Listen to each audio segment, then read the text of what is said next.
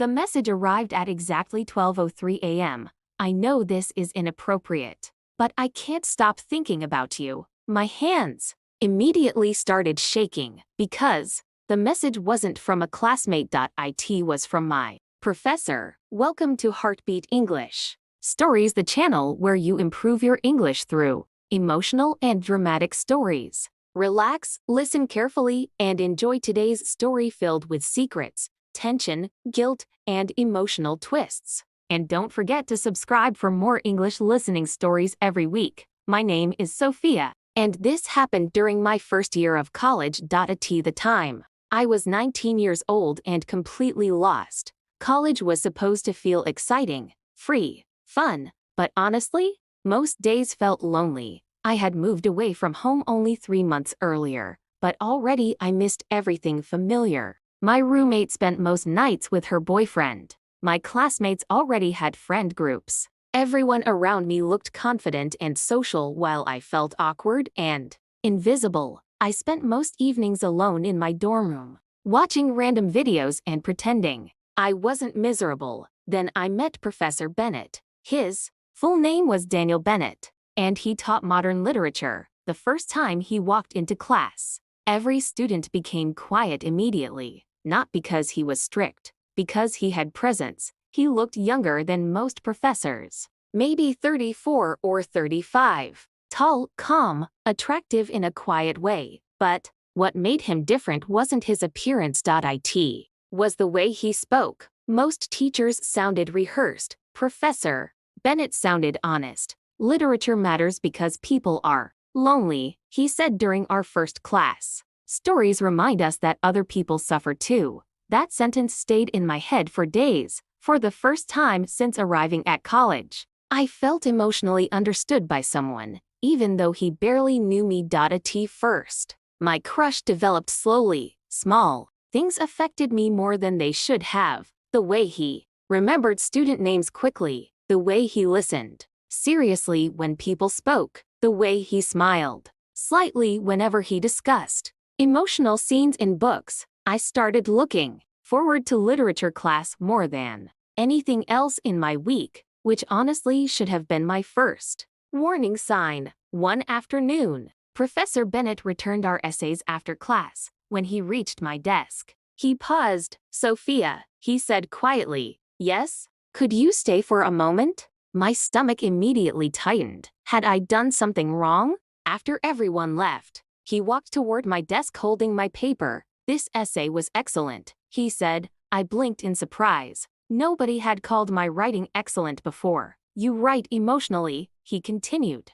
"Most people are afraid to be honest in their work." I could barely speak. "Thank you. You should seriously consider writing professionally someday." That conversation lasted maybe 2 minutes, but unfortunately, I replayed it in my head constantly afterward. I started trying harder in his class, dressing better on literature days, participating more during discussions. Even my roommate, Lily, noticed. "You totally have a crush on your professor," she laughed one night. "I do not." "Sophia, you spent 40 minutes choosing an outfit this morning. That doesn't mean anything." "It absolutely means something." I threw a pillow at her while she laughed loudly, but secretly, she was right. And deep down, I hated myself for it, because no matter how kind or attractive Professor Bennett seemed, he was still my teacher. Nothing good could happen from feelings like this. Still, emotions don't disappear simply because they're inconvenient, and loneliness makes emotional attachment feel much stronger than normal. A few weeks later, I stayed after class again to ask him questions about an assignment. Rain poured heavily outside while students hurried through campus. "You always ask interesting questions," he told me while organizing books. I laughed nervously. "I think too much. That's not a bad thing." The conversation slowly became less academic. He asked about my hometown, my family, my adjustment to college life, and somehow, talking to him felt easy, dangerously easy. Eventually, he looked at the rain outside. "You should probably wait here until the storm slows down." I nodded. For the next 20 minutes, we talked quietly inside the empty classroom while rain hit the windows around us. And honestly, That was probably the moment my crush became something deeper, because for the first time since moving away from home, I didn't feel lonely anymore. After that rainy afternoon, everything between Professor Bennett and me slowly changed, not openly, not obviously, but emotionally. Whenever I entered his classroom, I immediately felt aware of him, aware of his voice, his attention, the way his eyes softened slightly whenever he spoke to me. Maybe I imagined some of it, maybe not. At some point, I stopped knowing the difference. Midterms arrived, and stress completely destroyed my mental health.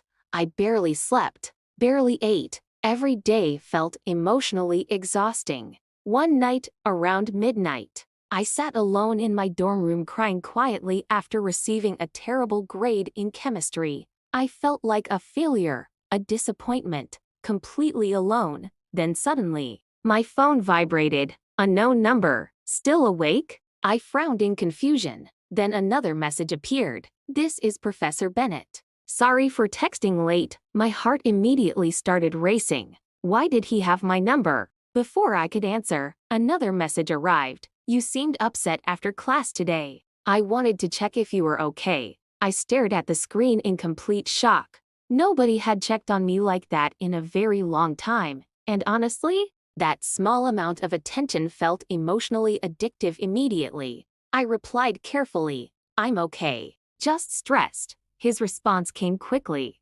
College can feel overwhelming at first. That conversation lasted almost 2 hours. At first, everything stayed innocent. School stress, books, movies, music, but slowly, our conversations became more personal. He asked about my anxiety, my childhood, my parents' divorce, and somehow, talking to him felt easier than talking to anyone else in my life. Weeks passed. Our midnight conversations became routine. Every night I waited for his messages. Every morning I checked my phone hoping he had texted again. And deep down, I already knew I was emotionally crossing dangerous lines, but I couldn't stop, because for the first time in years, I felt emotionally important to someone. Then one evening, everything changed. Rain poured outside while I sat alone in the library studying. Suddenly, my phone vibrated. Professor Bennett. You're different from my other students.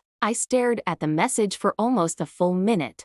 Then my hands started shaking, because deep down, I knew exactly what he meant, and I think he knew I understood. After that night, the atmosphere between us became emotionally charged. Still nothing physical happened, nothing explicit, but emotional intimacy can sometimes feel stronger than romance itself. We started sharing personal secrets, fears, regrets, loneliness. One night he admitted he often struggled sleeping. Another night I confessed how invisible I felt growing up after my parents divorced. Sometimes he sent me book quotes late at night. Sometimes I reread his messages 20 times before sleeping. It felt dangerous, wrong, addictive, and honestly, I think we both knew it. Then came the message that changed everything. One Thursday night, my phone vibrated at 12:03 a.m. I know this is inappropriate, but I can't stop thinking about you. The moment I read those words, my chest tightened painfully. I stared at the screen frozen. Part of me felt excited, another part felt terrified, because suddenly this wasn't just a harmless crush anymore. This was real, and real things destroy lives. Before I could respond, another message appeared. I'm sorry, forget I sent that. But it was too late. Nothing between us could ever feel normal again. The next day in class, neither of us could make eye contact properly. The tension felt unbearable. At one point, our eyes met briefly, and I immediately looked away. My entire body felt nervous. After class, he quietly asked me to stay behind again. And honestly, that was the moment everything exploded. The classroom became silent after the other students left. Rain tapped softly against the windows. Professor Bennett stood near his desk looking exhausted. I shouldn't have sent those messages, he said quietly. I stayed silent, because honestly, part of me didn't want him to regret them. I crossed professional boundaries. he continued. My chest tightened painfully. So that's all this was. A mistake? His expression changed immediately. No, then. He looked away briefly before speaking again. That's the problem. The silence between us felt heavy, dangerous. My heart was beating so hard I thought he might hear it. I don't understand what's happening to me, I whispered. His eyes softened sadly. Sophia. Then suddenly, the classroom door opened, and everything fell apart. A woman stood in the doorway staring at us. She looked shocked. Frozen. At first, I didn't understand who she was. Then Professor Bennett's face went completely pale. Oh God, the woman looked between us, slowly, then finally at him. You said you were working late. My stomach dropped. Instantly. Wife. He had a wife. The woman's eyes moved toward me. For one horrible second, I felt physically sick. Nothing inappropriate had technically happened, but emotionally, everything suddenly looked terrible. I can explain, Professor Bennett said quickly. His wife laughed bitterly. Really? Because this looks pretty obvious. I stood there frozen with humiliation burning through my body. I'm sorry, I whispered immediately, but she barely looked at me. Her anger focused entirely on him. How long has this been happening? It's not what you think. Oh, please. Then suddenly she looked at me carefully, and strangely, her expression softened slightly, almost sadly. How old are you? She asked quietly. 19. Something painful crossed her face. Then she turned back toward him. She's practically the same age as Emma. The room became silent. Emma? Professor Bennett closed his eyes briefly, and then finally, he told me the truth. My daughter died 2 years ago. I felt completely frozen. What? His wife started crying quietly. She was 19, she whispered, painfully. Everything inside me suddenly shifted. Every late night conversation, every emotional moment, every strange look in his eyes. Suddenly, none of it felt romantic anymore. Professor Bennett looked emotionally broken now. When Sophia first joined my class, he said quietly, she reminded me of Emma. I couldn't breathe. At first, I only wanted to help her, he admitted, but somewhere along the way, I became emotionally dependent on the connection too. Tears filled my eyes instantly. Not because I felt rejected, because suddenly I understood something much sadder. Neither of us had actually fallen in love. We were both trying to heal emotional wounds through each other, and that made everything even more tragic. His wife wiped tears from her face slowly. You need therapy, she told him quietly, not angrily, just honestly. Then, she looked at me again. This isn't your fault. That sentence almost made me cry harder, because for weeks, I had hated myself. But now I realized something important. Lonely people sometimes confuse emotional attention with love, especially when they desperately need comfort. A few days later, Professor Bennett officially transferred to another university. We never texted again. At